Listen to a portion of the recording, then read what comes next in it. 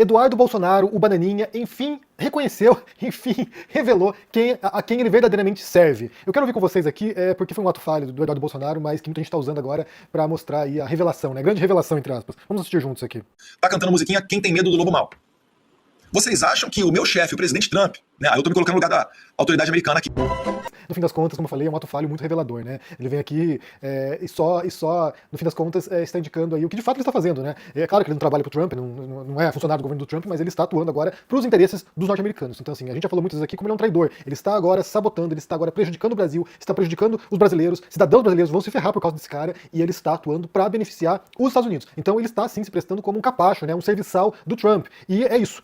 E aí, eu quero aproveitar essa circunstância para falar de uma coisa muito grave, né? Na verdade, é só um gancho aqui pra gente puxar pro que de fato importa, que é agora o Eduardo Bolsonaro, o Bananinha, ameaçando o presidente do Senado e o presidente da Câmara dos Deputados. Você tem agora um deputado federal que está lá fugido para os Estados Unidos, né? Está fugido, articulando uma traição contra o Brasil, e ele está tentando ameaçar, figuras importantes da política brasileira, incluindo os presidentes do Senado e da Câmara. E aí eu quero ouvir com vocês aqui, depois ouvir uma fala da Andréa Sadi, quando ela vai comentar isso aqui, porque é muito grave, na verdade. Então, assim, ele está tentando transformar o Brasil em refém para libertar o pai dele, para poupar o pai dele da cadeia. Ele está usando agora o Brasil como, moeda de troca para que o governo brasileiro e o Supremo Tribunal Federal se rendam ao Trump para que, no fim das contas, o pai dele seja poupado da prisão, e isso não vai acontecer, até onde eu saiba, né? Eu imagino que não vai se dobrar. Como eu falei já várias vezes aqui, a postura do Lula está sendo de confronto. Então, assim, vocês querem um embate, vocês querem tentar nos prejudicar, a gente não vai se dobrar. Então vamos assistir juntos aqui o que disse, né, a ameaça que Eduardo Bolsonaro fez contra o Alcolumbre e o Hugo Mota. Vamos assistir juntos aqui e depois ouvimos o comentário da Andréa Sadi. Então assista primeiro aqui, Eduardo Bolsonaro. Eu quero colocar o presidente do Senado, Davi Alcolumbre, confortável para pautar o impeachment do Alexandre de Moraes, né, confortável para tratar da questão da anistia, até porque o Alcolumbre já reclamou publicamente da intervenção do STF dentro do Congresso Nacional, sugerindo que tem que ser debatido um novo modelo, uma nova lei ou algum gatilho para você evitar que tudo que o Congresso decida, quem venha a dar a última palavra seja o Supremo Tribunal Federal. E eu relembro aqui que quando o Rodrigo Pacheco perdeu o visto, foi porque ele não pautou nenhuma das dezenas de pedidos de impeachment que chegaram à sua mesa. Ou seja, ele fez parte desse aparato que sustentou o regime brasileiro. O Davi Alcolumbre, ele não está nesse estágio ainda, mas certamente ele já está aqui no foco do governo americano. Ele tem a possibilidade agora de não ser sancionado, de não acontecer nada com o visto dele e etc., se ele não der respaldo a esse regime. E também o Hugo Mota, porque na Câmara dos Deputados tem a novidade da lei da anistia. O impeachment de ministro fica a cargo da presidência do Senado, a anistia fica a cargo do presidente da Câmara. E eu tenho certeza que o Davi Alcolumbre e o Hugo Mota não são pessoas iguais ao Alexandre de Moraes. E eu tenho certeza que, se o Alexandre de Moraes for isolado e parar de ameaçar os parlamentares, tanto o Hugo Mota quanto o Davi Alcolumbre poderão tomar decisões racionais, porque eles não querem que o Brasil seja taxado em 50%. Eles estão buscando uma saída para isso. No entanto, eles estão dentro do Brasil e não têm ainda a liberdade de fazer tudo aquilo que eles gostariam.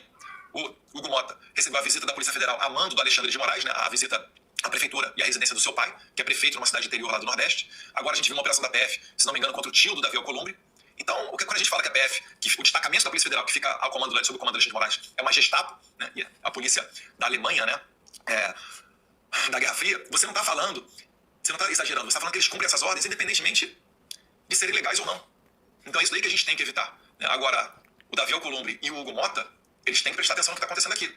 Bem, antes de entrarmos na questão da ameaça, né, ele ameaçando aqui o Mota e o Alcolumbre, dizendo que por enquanto eles não foram alvos das sanções que alguns ministros do STF foram, mas que se por acaso eles não se movimentarem, pode ser que entrem também no radar do Trump e do governo dos Estados Unidos. Eu quero pegar aqui uma observação, né, porque é um ignorante, né? O Eduardo Bolsonaro é esse cara ridículo, né? Esse radical, esse extremista, fanático. E aí ele vem falar ali sobre a Gestapo, por isso que a história conhece, também fala umas bobagens também. A Gestapo era a polícia secreta da Alemanha nazista, não era da Guerra Fria. A Guerra Fria da Alemanha era a Stasi, né? A Stasi da Alemanha comunista, né? Mas a Gestapo era do nazista, né? Então você fala ali, compara ali, mas é um ridículo, né? É um idiota completo. Mas, como eu falei aqui, é muito grave. Você tem ali um deputado federal ameaçando o presidente da Câmara e ameaçando o presidente do Senado com sanções do governo dos Estados Unidos, do patrão dele, né, do chefe dele. Então, assim, ele lá, o serviçal do Trump, está ameaçando agora autoridades brasileiras, não apenas ministros do STF, como já tem ameaçado também o presidente, mas tem ameaçado agora os presidentes da Câmara e do Senado. Então, isso é muito grave. Eu quero ver com vocês aqui o comentário que a Andréa Sadi fez na Globo News. Vamos assistir juntos aqui. Isso aqui não dá. Fica sem resposta do presidente da Câmara e do Senado. Isso aqui não dá. Porque a gente fala de reações que eles têm, às vezes, para uns comedida, para outras tímida, para outras insuficientes, para outras inapropriadas. Isso aqui é uma ameaça frontal.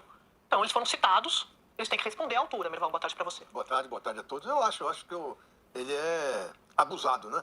É abusado fazer uma ameaça dessas aos presidentes da Câmara e do Senado. É uma clara chantagem, é uma clara ameaça. E não pode ficar sem resposta. Eu acho que alguém tem que botar em ordem. Sim. O Eduardo, olha aqui, ele não é nem mais deputado, né? Porque ele já acabou acabou a licença, né? Quer dizer, ele está completamente... Mas ele é deputado. Porque a Câmara Não perdeu o cargo. não perdeu o mandato. Até vai ser importante voltar do recesso pra gente saber o que vai acontecer, porque ele tirou 120 dias de licença, acabou essa licença, e aí estava essa discussão se ele ia assumir ou não um cargo no governo estadual, que ele poderia manter o mandato e se licenciar. De qualquer maneira, ele depende da boa vontade de um monte de gente para sobreviver politicamente. E está criando um monte de problema para ele. Porque, além de uma resposta retórica, o Hugo Mota pode simplesmente prejudicar a tentativa dele de virar secretário. Por exemplo, pode dizer que não está dentro das regras, que ele não pode ser deputado, secretário at large nos Estados Unidos e tal. O que ele está pedindo é, assim, primeiro que os movimentos de Eduardo, como tudo que vem dessa extrema-direita completamente radical, por óbvio, é um projeto de destruição, né?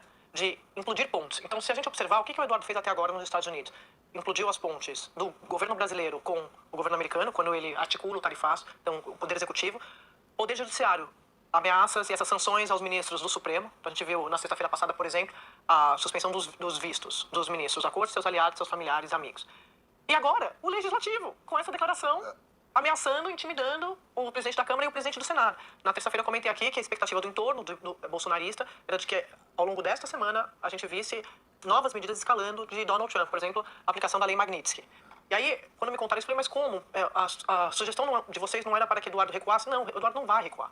O Eduardo está lá para escalar. Então, é interessante o comentário da André Sadi aqui, que o Eduardo está lá para escalar porque ele é esse fanático, ele é esse extremista. Então, assim, se o Trump, né, e aí é o que os críticos norte-americanos dizem, né, se o Trump opera como mafioso, o Eduardo Bolsonaro opera como miliciano. Então, assim, você tem pessoas que operam com a lógica de criminosos, com a lógica de intimidação, de sufocar os inimigos, como eles entendem, os inimigos deles, de tentar, criar esse caos, esse medo. E aí você tem ali a união, né, dos piores dos mundos.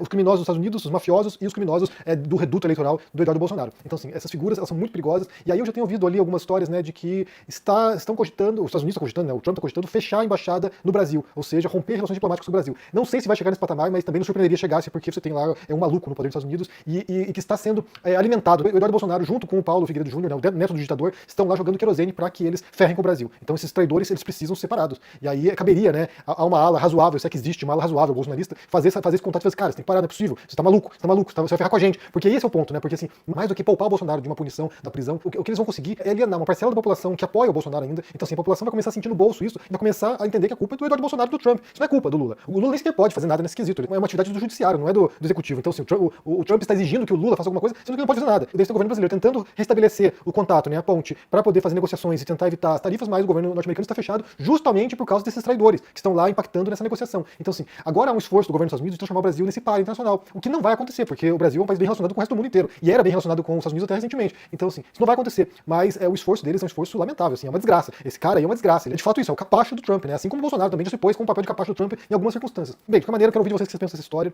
Primeiro, o ato falho do Eduardo Bolsonaro, reconhecendo que ele é um serviçal do Trump, e depois, agora a ameaça que ele fez contra o Hugo Mota e contra o Alcolumbre. Isso é muito grave, é muito sério. Você tem lá um agente traidor tentando intimidar o executivo do Brasil, tentando intimidar o legislativo e tentando intimidar o judiciário do Brasil. Um único indivíduo, um bosta como esse Eduardo Bolsonaro, que está tentando pôr o Brasil inteiro como refém, das loucuras dele, né? Dessa lógica miliciana que ele tem, que é uma lógica miliciana que faz parte do entorno dele, né? Do ambiente onde ele vem, né? Flávio Bolsonaro, Jair Bolsonaro, eles vêm desse entorno, né, miliciano. A lógica dele é a lógica de onde ele vem. Então, assim, você tem um sujeito que está, sequestrando o país para seus próprios interesses e para proteger um pai golpista, né, criminoso também, que está sendo julgado agora. O que vocês pensam aí no comentário? Deixa o joinha, se inscreva no canal aqui, ativando o sininho, se torne um membro ou apoiador para dar uma força.